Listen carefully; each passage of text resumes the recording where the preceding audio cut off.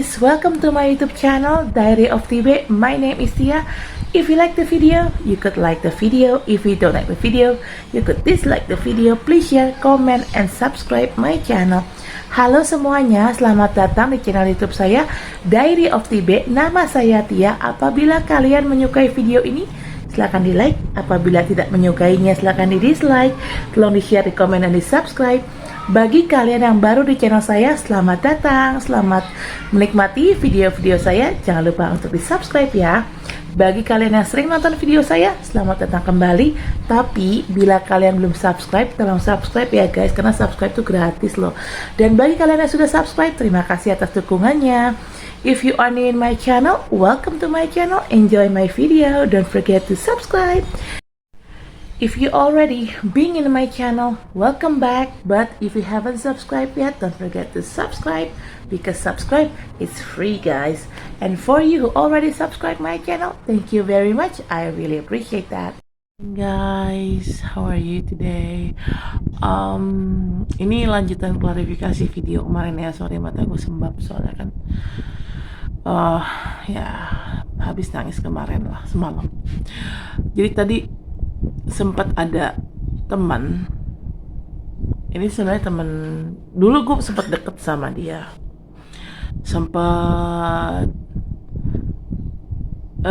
gue sempat internship di perusahaan tempat dia kerja. Gue waktu itu gue pernah internship di salah satu TV, gue nggak sebut namanya ya, oke. Jadi dia itu adalah seorang kameramen, cewek tapi. Terus waktu itu sih sebagai teman, she never act like shit gitu loh. Maksud gue, waktu sebagai teman gue jarang banget sih berantem sama dia. Dan dia juga jarang ngejulitin gue gitu ya. Cuman gue nggak tahu kenapa ya, kayaknya dia, gue juga nggak tahu apakah dia sekarang masih jadi kameramen atau enggak di TV itu. Apa mungkin dia udah resign dari TV itu, nggak tahu. Tapi setahu gue dia sekarang udah pindah ke luar kota. Cuman gue berteman sama dia di sosial media, dia tuh suka banget ngejulitin gue. Maksud gue gini, bagi gue teman yang baik itu harusnya emang kalau mau kasih input, ya udah kasih input yang baik. Maksudnya gini, jadi temen yang kalau memang lo bilang gue ada temen lo gitu ya. Sekarang gini, kalau temen yang baik tuh logikanya gini, jangan cuman ngejulitin doang gitu loh. Lo juga support dong bisnis temen lo, atau apapun yang temen lo kerjakan. Misalnya temen lo punya bisnis, ya lo support, lo beli produk dia. Temen lo punya YouTube, ya lo support, lo subscribe. Jangan cuman jadi penonton gelap doang gitu ya. Nah, gue yakin temen gue, nggak tahu ya temen gue subscribe atau enggak, tapi kayaknya sih dia nggak subscribe ya. Cuman ini ada jerawat lagi, sorry. Gue nggak tahu dia subscribe atau enggak, tapi kayaknya enggak. Cuman dia kayaknya suka nonton channel gue. Nah itu yang membuat gue jadi, apaan sih lo gitu loh, kok julid banget sih mulut lo gitu. Karena setiap kali gue posting apa-apa, dia tuh suka komenin gitu loh. Maksud gue juga tahu apa yang harus gue lakukan dan apa yang nggak boleh gue lakukan. Dan gue juga, konten gue juga, apapun yang gue buat juga gue mau berusaha memaksimalkan konten gue dengan kondisi peralatan konten yang seadanya. Seperti gue bilang kemarin kan, kamera gue rusak, akhirnya sekarang gue ngonten pakai handphone. Nah ya karena mau beli kamera baru, belum ada kerjaan kan gue gitu ya. Kebetulan juga studio YouTube gue itu adalah kamar gue sendiri, dimana memang berantakan. Kamar gue berantakan ya karena ada keterbatasan lemari. Nah gue gak mungkin beli lemari, duit dari mana gitu kan. Kecuali kalau nanti kalau gue udah kerja, gue bisa beli lemari, kamar gue bisa gue beresin gitu loh. Dan sekarang cuma diberesin, cuman paling dilap-lap doang. Tapi tetap aja ini barang-barang nih agak susah untuk di reduce. Karena gue tipikalnya jujur aja, kalau gue decluttering ini gue barang-barang di apa namanya, nyortir lah istilah kasar, decluttering nyortir ya, nyortir barang-barang gue. Misal 5 gue buang, Gue kebiasaan, gue 5 gue buang barang gue atau gue kasih ke orang gitu ya, entah itu baju gue, tas gue atau apapun. Tapi jeleknya gue adalah 5 gue buang atau gue kasih orang, terus gue beli lagi 10. Jadinya bukannya pas sortir bukan tambah dikit, malah tambah banyak kan, malah tambah 5 lagi gitu kan. Nggak tahu, itu memang apa ya, emang kebiasaan sih sebenarnya, makanya akhirnya banyak banget barang letekan gitu kan. Nah, oke, masukan dia, katanya masukan dia tuh gua tampung dulu gitu loh, karena katanya gua tuh bikin apa, YouTube gue apa sih, estetik apa apalah gitu, nggak estetik karena kamar gua berantakan. Well, maunya juga kamar gue nggak berantakan cuy, tapi ya gimana gitu kan, maunya juga estetik, tapi gue juga lihat lagi konten gue apa. Konten gue kan bukan dekorasi rumah atau dekorasi ruangan gitu loh, konten gue adalah konten tarot, which is kalau konten tarot, konten masak, yang dikedepankan adalah makanan yang gue buat, atau ya itu kalau konten masak ya makanan gue buat dong, kayak bahan-bahannya apa aja, tutorialnya gimana. Nggak ada peduli setan sama eh kamar gue yang berantakan, nggak estetik lah atau apalah. Halo, gue pakai konten masak gue bikin konten masak bukan bikin konten dekorasi rumah atau dekorasi ruangan gitu loh. Jadi I don't give a shit about estetik. Kalaupun bicara estetik, paling saat platingnya gue harus estetik. Tapi balik lagi, gue di situ bikin konten masak, tapi gue bukan chef gitu loh. Karena prinsip gue adalah gue bikin masakan yang simple tapi enak, bahan-bahannya pun juga terjangkau tapi enak gitu loh. Gue kan bukannya bikin konten ala-ala chef kayak Devina Hermawan atau chef siapa lagi, Juna, chef Arno, Renata, nggak gitu lah gitu loh. Kalau mereka kan emang beneran chef ya, jadi wajar kalau mereka mementingkan sisi estetik saat mereka plating ya. Kalau gue kan sebenarnya nggak. Ya sekarang gue tanya deh, konten-konten masak juga nggak semuanya mereka bisa plating gitu, karena kan bicara plating itu adalah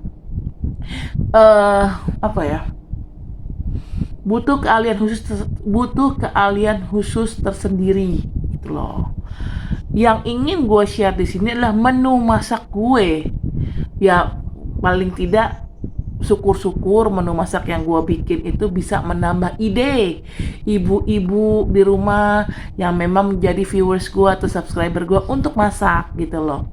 Ya mungkin kadang-kadang mereka gini loh, orang mau masak itu terkadang kan suka apa ya, suka mentok gitu kan, kira-kira gue masak apa ya hari ini ya.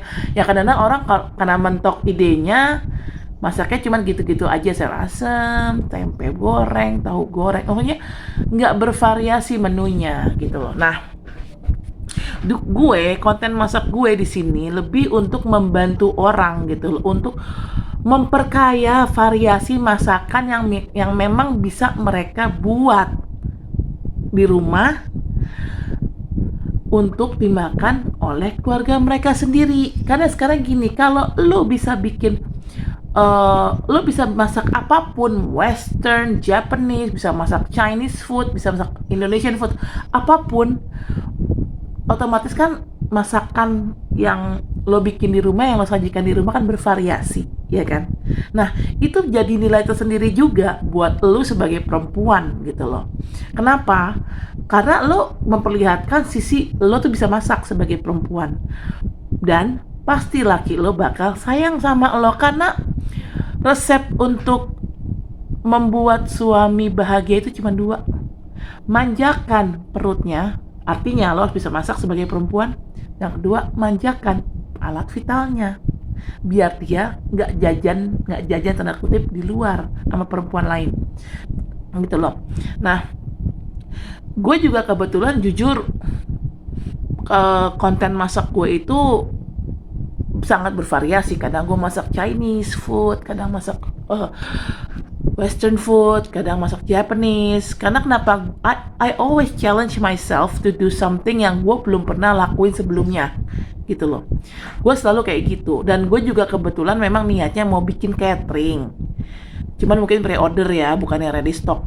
Nah, cuman otomatis kalau namanya catering kan menunya harus beragam dong gitu kan. Nah, tapi kalau memang gue tidak pernah men-challenge diri gue untuk memasak sesuatu yang belum pernah gue masak, ya gimana gue bisa menjadi seorang yang istilahnya punya catering gitu loh. Kalau orang punya catering otomatis kan bisa masak gitu kan, dan makanannya harus enak gitu loh.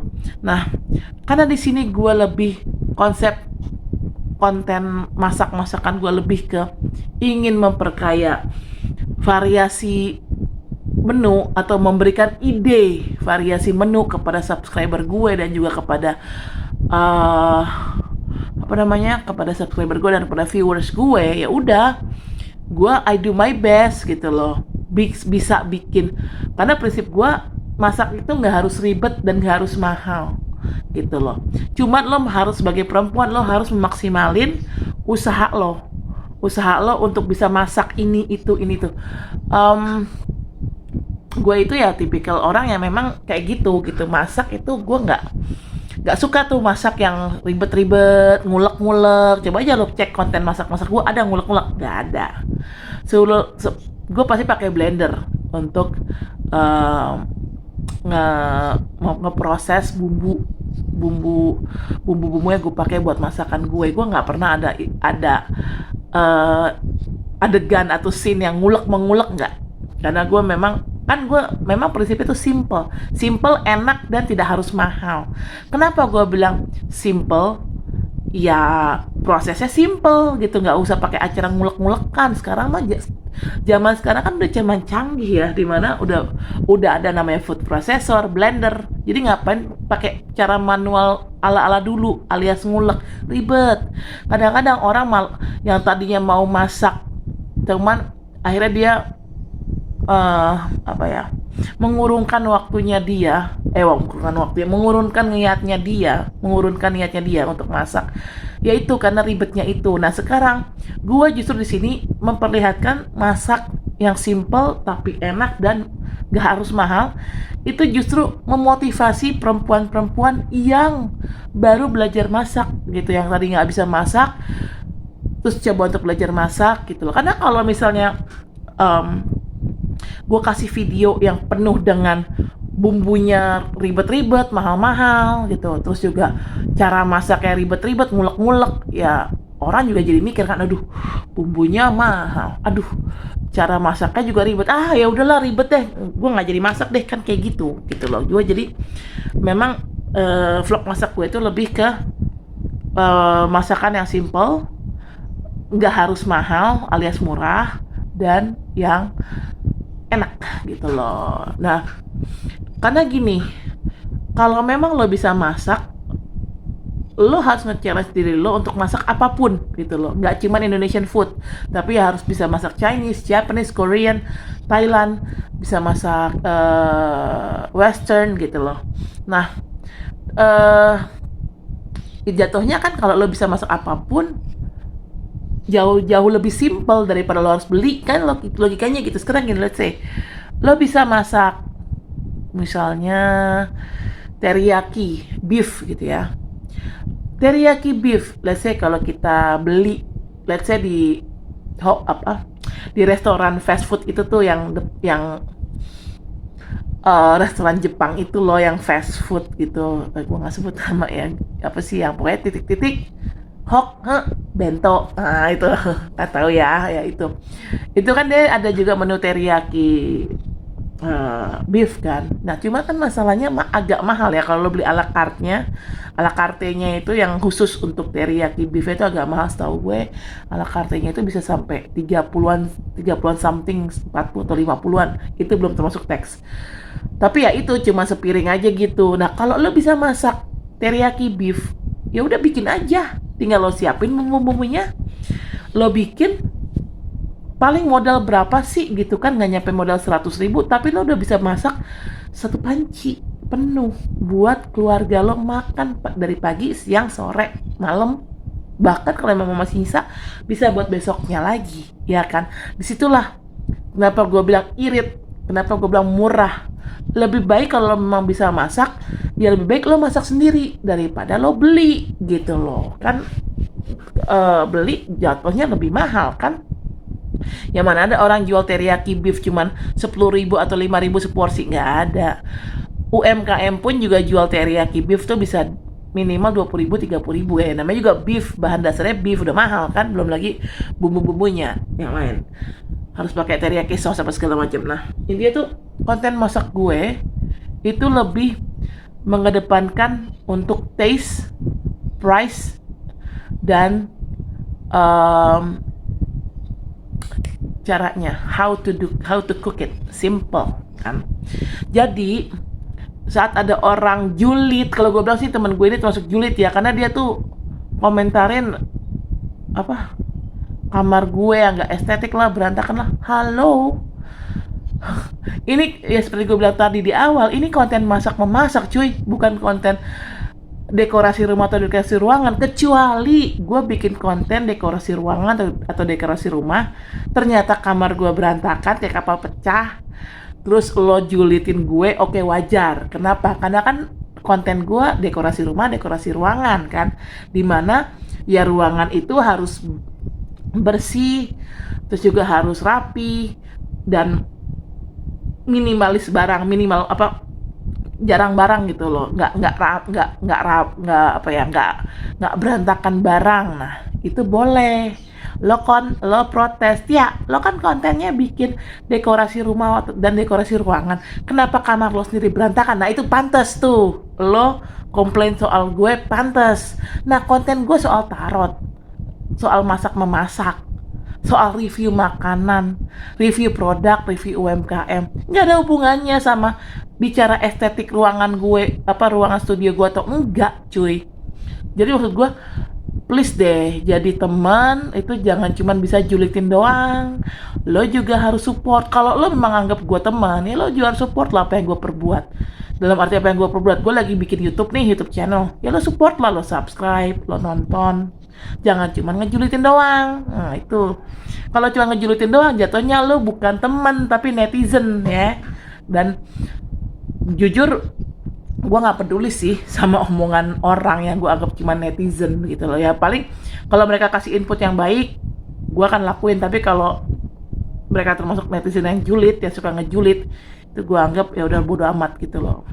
Karena gue adalah gue, beginilah gue gitu loh. Lo suka ya lo silakan subscribe, lo nggak suka jangan nonton channel gue, gampang toh gitu loh. Karena di luar sana masih banyak orang yang suka dengan konten gue, which is ya karena mereka appreciate dengan cara gue narot kan, balik lagi gue narik energi ya kan. Gue baca orang apa sih ya, mungkin prediksi tentang nasib orang ya gitu kan, setiap bulan berdasarkan zodiaknya mereka gitu. Jadi ya yang dikedepanin kalau bicara tarot, yang dikedepanin adalah intuisi gue. Seberapa jauh intuisi gue nangkep, dan seberapa resonate bacaan gue dengan kondisi yang ada di viewers gue dan subscriber gue. Contoh, gue bikin konten tarot misalnya tentang Libra ya. Nah gue narikin tuh energi orang-orang Libra yang memang gue kenal. Jadi gue narik energi tuh nggak cuma satu orang, gue narik energi sebagai sampel populasi manusia berzodiak Libra. Itu gue bisa minimal 10 orang yang gue kenal. Gak harus temen ya, bisa temen, bisa juga selebriti yang memang gue tahu, oh nih orang zodiaknya Libra. Pokoknya orang yang berzodiak Libra pasti akan gue tarik energinya untuk gue jadikan sampel populasi orang Libra lah. Yang dalam arti gini loh, Libra ini nih bulan ini kondisi keuangannya gimana sih, kondisi asmaranya itu gimana sih. Nah itu kan kalau bicara konten tarot ya kan harusnya ya itu ya, harusnya ya kita bicara intuisi kan. Karena saat gue bikin konten tarot, gue kan narik energi orang, pakai energi gue sendiri, dan gue juga memainkan intuisi gue untuk cari tahu ini orang kenapa, kedepannya gimana kehidupan percintaannya atau kehidupan karir ya, keuangannya, kayak gitu loh. Jadi memang yang dikedepankan adalah intuisi gue dan seberapa resonate bacaan gue. Nggak peduli, peduli setan kamar gue berantakan atau enggak gitu loh. Artinya kalau lu ngejulitin eh, apa hal-hal yang di luar konten gue, maksudnya kan ya seperti gue bilang tadi, konten gue kan masak dengan pedoman, dengan moto yang memang simple, enak dan murah. Berarti nggak ada hubungannya ya sama estetik ruang studio gue. Terus gue juga bikin konten tarot, itu juga nggak ada hubungannya dengan estetika ruangan studio gue atau gimana gimana. Menurut gue ya udah sih, lo tuh sebagai temen jangan jadi julid gitu loh. Gue di sini karena gue nggak pernah julitin orang gitu, jarang gue julitin orang, kecuali orang itu cari gara-gara sama gue, iya gue julitin. Tapi kalau orang itu baik-baik aja sama gue, nggak pernah rusuh, nggak pernah apa, gue nggak pernah ngejulitin orang. Kenapa? Karena gue tahu rasanya dijulit itu nggak enak gitu, makanya gue nggak pernah ngejulitin orang. Nah sekarang bicara, ya memang setiap orang punya hak sih untuk bicara, untuk ngejulit semua orang ya, netizen punya hak. Cuman bagi gue akan lebih bijak saat lu sendiri nggak suka dijulitin, lebih baik lo jangan julitin orang. Karena apapun yang lo lakukan itu semua akan kembali sama lo. You get what you give gitu loh. Berarti itu bicara karma ya. Karena kondisinya ya kalau lo ingin dihargai orang, ya lo jangan ngejulitin orang. Kalau lo ngejulitin orang, suatu kali lo akan dibalas sama orang lain.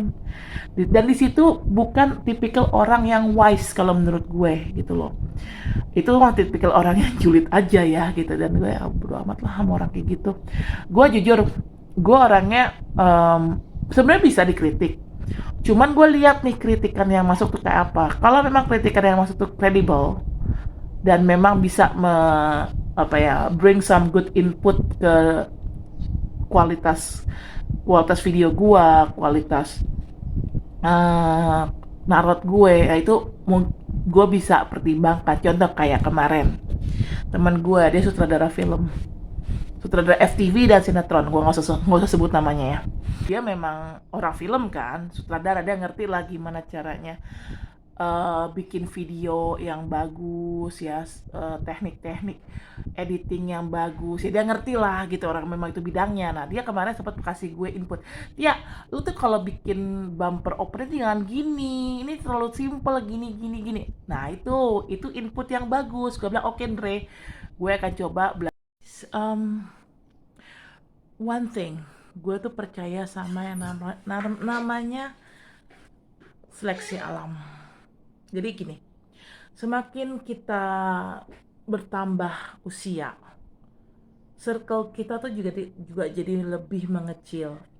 Circle tuh bisa teman, pasangan, saudara, atau siapapun itu. Pada dasarnya gue percaya gini, kalau orang ini baik, satu vibrasi sama gue, dia support gue, dia nggak judging gue, jadi terima gue apa adanya. Karena gue juga tipikal orang yang terima orang apa adanya. Gue nggak pernah judging orang, gue nggak pernah, maksudnya nggak pernah ngejulit, jarang gue ngejulitin orang kalau emang orang itu nggak ada salah sama gue gitu kan, ngapain gue julitin. Cuman ya intinya tuh gue tipikal orang yang sebenarnya nggak pernah sih, sebelumnya gue nggak pernah ngekat orang gitu ya. Tapi dengan berjalannya waktu, bertambahnya umur gue, kok ternyata sikap acceptance gue ke orang secara genuine gitu, secara ya kan seperti gue bilang tadi kan, gue kan bisa terima orang apa adanya, satu paketnya dia lah. Makanya karena gue tahu rasanya dijajing itu kayak apa, makanya gue tidak mencoba untuk ngejajing orang kalau memang orang ini nggak ada masalah sama gue. Nah uh, ya itu karena sikap toleransi gue yang cukup tinggi, sikap memaklumi gue yang cukup tinggi tadinya, akhirnya gue banyak injek, banyak dikecewakan sama orang, dikecewain sama teman sendiri, dikecewain sama pasangan sendiri. Udah berapa kali gue mau nikah dan memang udah dilamar, udah ada omongan dari orang itu, dari cowok itu untuk nikahin gue, tapi Ternyata ujungnya mereka ghosting gue, dikecewain sama keluarga sendiri, sama ibu gue, ibu kandung gue, sama sepupu-sepupu gue. Ya, ya gitulah gitu loh. Sepupu gue, kenapa gue bilang toxic, yaitu they not support my career in YouTube. Padahal gue cuma minta support loh, gue nggak minta duit mereka gitu kan. Gue nggak minta duit mereka, gue nggak minta mereka untuk jadi member MLM, no gitu loh. Gue sendiri emang nggak suka MLM juga sih. Terus ada satu sepupu gue, cewek, dia itu, gue jujur ya, gue sebel sama dia sampai sekarang. Dia itu melakukan kesalahan fatal buat gue, dan itu bukan pertama kali, itu sering. Jadi sepupu gue yang cewek ini, dia itu tipikal suka ngadu ke mamahnya, sementara ibunya sendiri itu adalah tante gue yang sudah gue anggap ibu. Dari gue belum lahir ke dunia, gue lebih nurut apa kata tante gue daripada kata emak gue sendiri. Ini contoh, ini kata kata tante gue ya. Dia bilang waktu itu mama gue hamil gue, terus gue tuh memang dulu dari kecil, dari gue belum lahir pun masih di perut emak gue pun juga gue nggak bisa diem orangnya.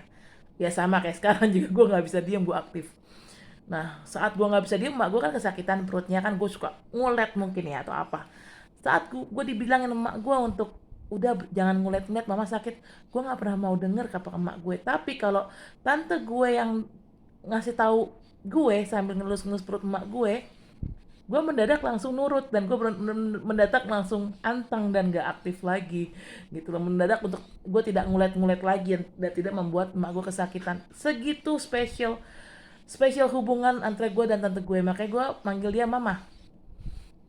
Memang gue lebih dekat secara soul ya sama tante gue itu sih.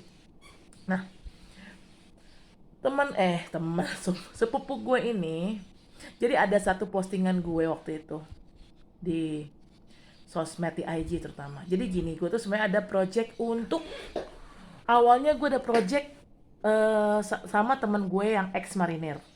Gue kan tipikal orang yang sebenarnya kalau punya duit, gue nggak mau ngabisin sendiri. Gue akan bagi-bagi dengan orang-orang sekitar gue, keluarga gue yang lagi kesusahan, terutama teman-teman gue yang lagi kesusahan. At least gue kasih modal berapa juta atau berapa puluh juta untuk bikin, ya mungkin warung sembako atau apa gitu loh.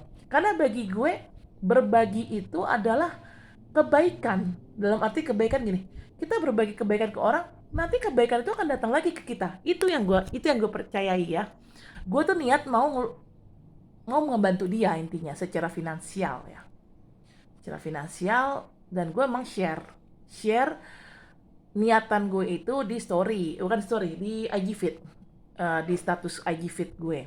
Lebih karena gue ingin gini loh, I want to inspire people to do goods, to do something good gitu loh. Maksud gue, hari gini kan orang udah nggak, tipikal orang-orang itu kan udah nggak peduli ya sama orang lain gitu ya. Ya kalaupun dia banyak duit ya udah duitnya dipakai buat dirinya sendiri, nggak peduli orang sekitar mereka tuh butuh, ada yang kesusahan tuh apa. Nah, niat baik gue ini ternyata disalahartikan.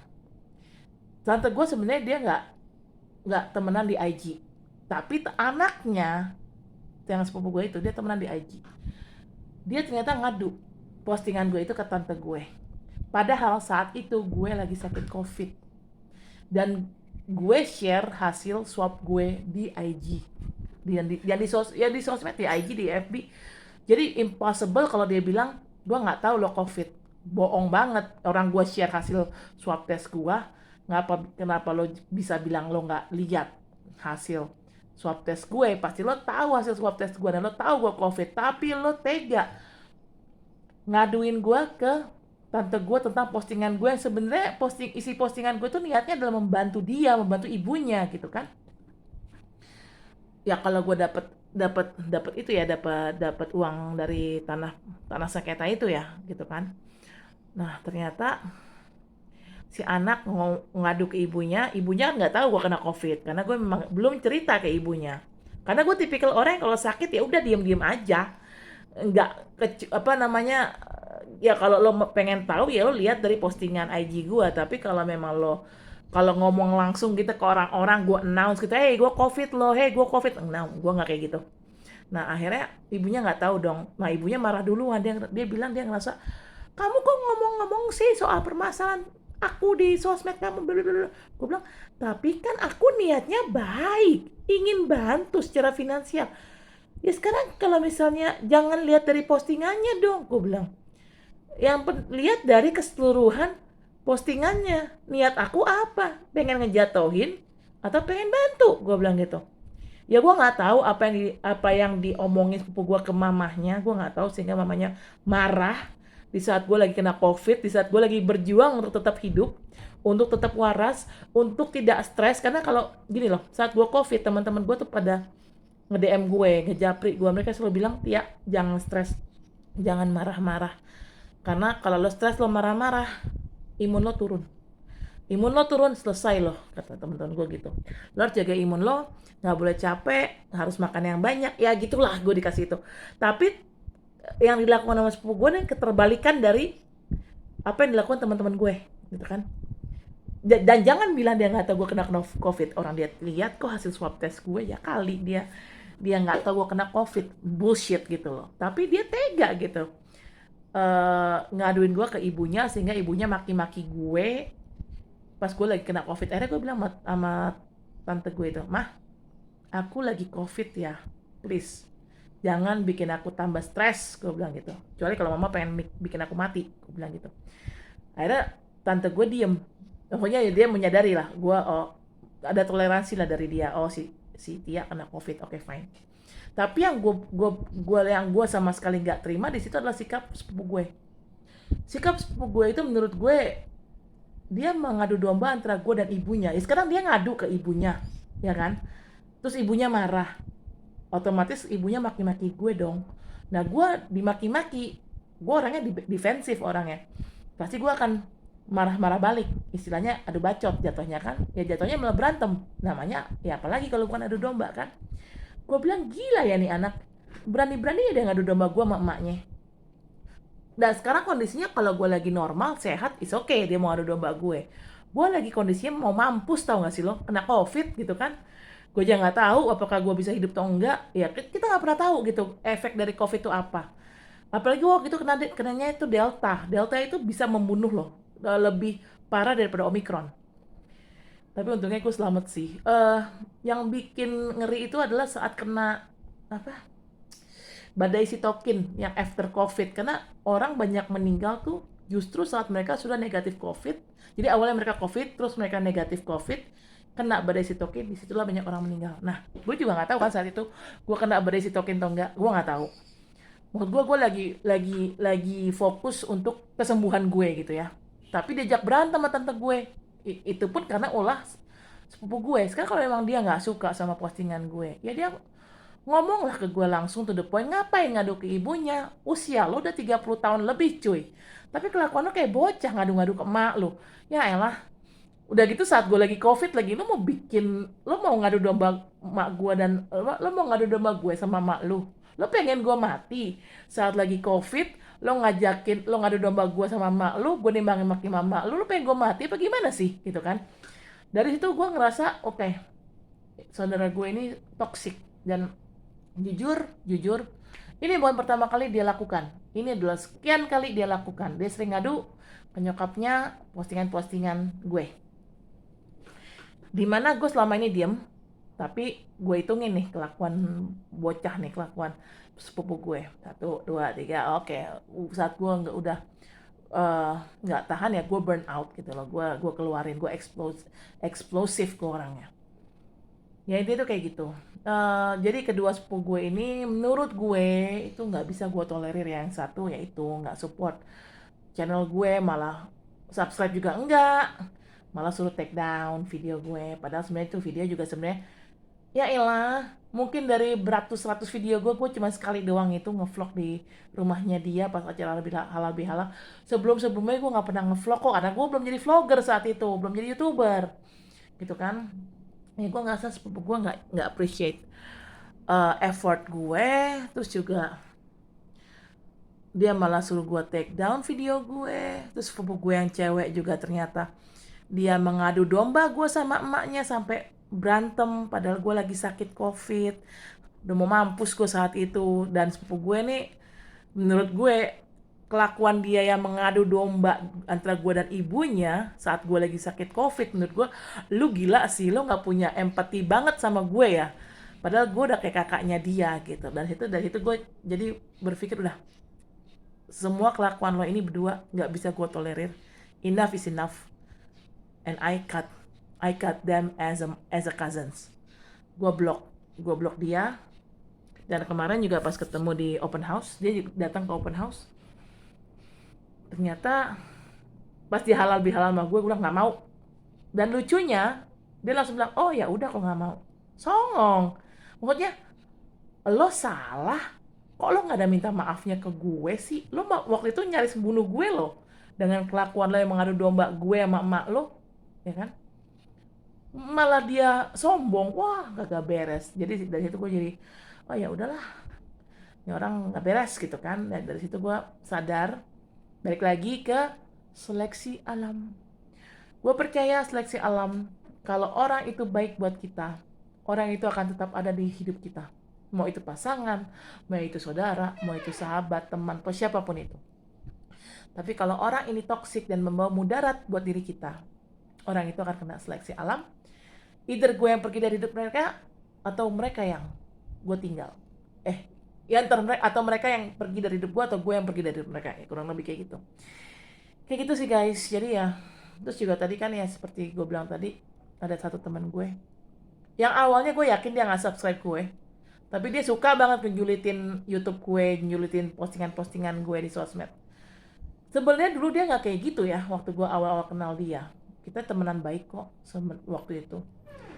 Cuman berapa tahun belakangan nih, well, dia kayak lebih vokal aja gitu, julitin gue.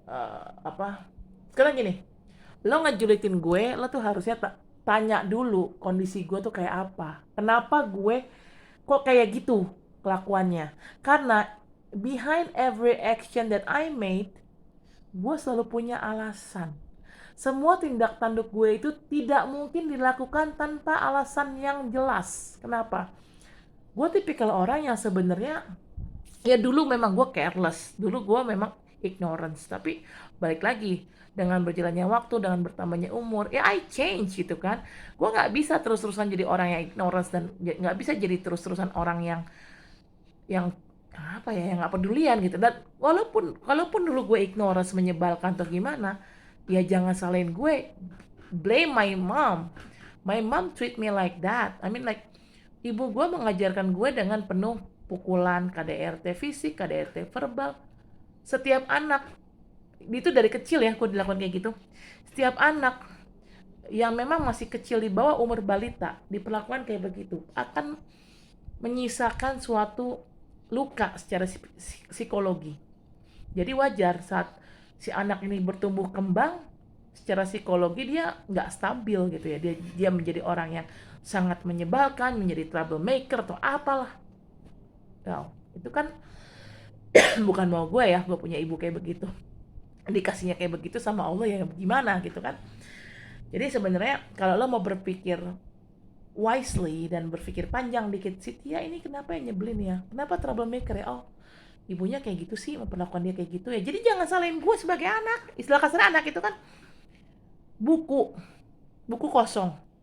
Nah tergantung gimana lu ngisi tuh buku kosong. Lu mau ngisi tuh buku kosong dengan kata-kata bagus, rapi, tulisannya rapi, maka buku itu akan enak dibaca dan enak dilihat. Tapi kalau buku itu lo isi dengan kata-kata kotor, kata-kata kasar, udah gitu pernah ketumpahan Coca-Cola atau apa kan tuh buku jadi kotor. Dan di saat dibaca pun juga kata-katanya kasar, kan nggak enak dibacanya. Ya itulah gitu loh, anak itu bagaikan buku, dan ya gue adalah buku. Emak gue sekarang semua tergantung dari emak gue memperlakukan gue gimana. Dan ternyata emak gue memperlakukan gue dengan kayak gitu kan. Ya udah, jangan salin gue menjadi seorang troublemaker, menjadi seorang pemarah, menjadi orang yang nyebelin gitu loh. But I've changed. Dan perubahan gue tidak ada yang nyuruh, nggak ada yang mentorin, nggak ada. Semua perubahan yang terjadi dalam hidup gue, perubahan sikap, perubahan spiritual, I learned from myself. Gue Gua ya ada sih mungkin yang secara langsung nggak langsung mementori gua. Itu adalah suatu YouTuber, dia adalah founder dari komunitas Indigo di Jakarta. Gua nggak bisa sebut namanya apa karena confidential gitu loh. Gua gabung di komunitas itu secara online, lebih banyak ngobrol di IG sih. Gua belum sempet untuk ketemu muka sama mereka, dan amazingly beberapa semenjak gue jadi indigo rata-rata teman-teman gue yang kenal sama gue tuh ternyata indigo semua gitu loh. Mungkin gue sekarang ini banyak ngobrol ya secara spiritual juga, ngobrol yang lain juga mungkin sama temen gue yang sutradara, sama Andreas, namanya Andreas. Gue sama Andreas memang gue banyak ngobrol sama dia, banyak ya tukar pikiran lah. Lebih tepatnya Andreas tuh lebih kayak mentor gue sekarang. Dia mementori gue untuk ya begitulah secara spiritual. Nah, ya tapi intinya kayak gitu. Tapi mostly kebanyakan perubahan diri gue, perubahan sikap gue, perubahan ya apapun itu yang berubah dari hidup gue, spiritual gue, yaitu gue tackle sendiri gitu. Gue belajar sendiri, mencoba adaptasi sendiri gitu loh. Karena ini kan suatu hal yang baru buat gue ya. Tiba-tiba gue menjadi indigo, tiba-tiba gue ngerasain ada gempa padahal nggak ada gempa. Tiba-tiba gue ngeliat bayangan hitam padahal gue tahu itu Saiton, itu astral, cuman gue nggak takut. Malah gue plototin tuh bayangan tuh apaan sih gitu kan. Gue mencoba untuk memaknai, mencoba untuk beradaptasi dengan hal kayak gitu sendiri. Nggak ada yang ngajarin, nggak ada yang mentorin. Andreas lebih kayak apa ya, temen sharing lagi, temen sharing kali ya, temen sharing, hanya itu doang sih gitu loh. Dan ya balik lagi ke seleksi alam. Kalau lu baik, lu satu vibrasi sama gue, lu akan stay dalam hidup gue. Tapi kalau lu nggak baik, akan bawa mudarat di gue ke depannya, atau gue akan bawa mudarat dalam kehidupan lo, pasti akan masuk seleksi alam. Lo akan terseleksi dengan sendirinya, either lo yang pergi atau gue yang pergi. Itu aja sih gitu. Dan teman gue ini, gue udah nggak tahan sih sebenarnya sama kelakuan dia yang suka, ya beberapa kali dia julid gitu ya. Maksud gue, ya mungkin dia niatnya baik sih, tapi caranya salah gitu loh. Karena gue lebih melihat, lebih nangkepnya itu energinya itu dia bukannya sharing ke gue, bukan sharing kebaikan, bukan sharing mengajarkan gue kebaikan atau gimana, tapi lebih ke julid sih, komplain gitu loh. Dan menurut gue itu, I'm sorry, it's really annoying ya buat gue. Jadi ya udahlah, gue nggak banyak bacot, gue blok IG-nya. Sorry ya beb, kalau gue blok IG gue. Gue blok IG gue blok IG lo. Okay, I guess that's it for now. Thank you for watching my video. Don't forget to like, comment, share, and subscribe my channel. I'll see you next vlog. Bye. Thank you for watching my video anyway. Oke, saya rasa cukup sampai di sini. Terima kasih telah menonton video saya. Jangan lupa untuk di like, comment, share, subscribe channel saya. Sampai ketemu di vlog selanjutnya. Dadah.